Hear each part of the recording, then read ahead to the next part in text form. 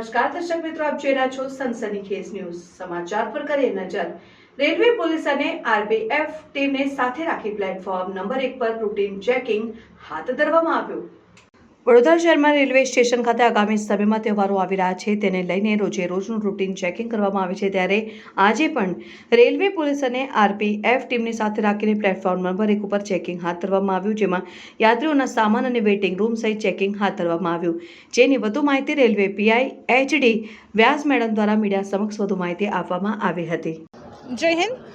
સૌપ્રથમ તો વડોદરા પોલીસ અધિક્ષક પશ્ચિમ રેલવે સરોજ કુમારી સાહેબની સૂચના અને માર્ગદર્શન હેઠળ તથા નાયબ પોલીસ અધિક્ષક વડોદરા વિભાગ વડોદરા GS બારિયા સાહેબની સૂચના અને માર્ગદર્શન હેઠળ વડોદરા રેલવે પોલીસ સ્ટેશન ખાતે ની ટીમને સાથે લઈ અને વડોદરાના રેલવે સ્ટેશન ખાતે તમામ પ્લેટફોર્મ પર સઘન પેટ્રોલિંગ યોજવામાં આવી રહ્યું છે।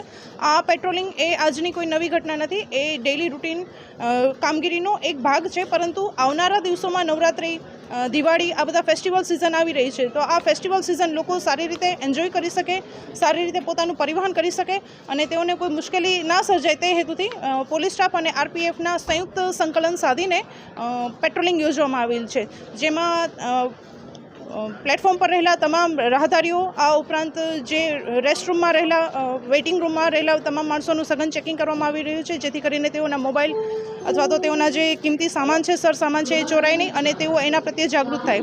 આ ઉપરાંત ટિકિટ વગરના જે માણસો મળી આવે અથવા તો અજાણ્યા કોઈ એવા ગેરપ્રવૃત્તિ કરવાની વૃત્તિ ધરાવતા ઈસમો મળી આવે, આ ઈસમોને પકડી અને કાર્યવાહી કરી શકાય અને જે ગુનો બની રહ્યો છે તેને રોકી શકાય તે હેતુથી સઘન પેટ્રોલિંગ કરવામાં આવી રહ્યું છે, સઘન ચેકિંગ કરવામાં આવી રહ્યું છે।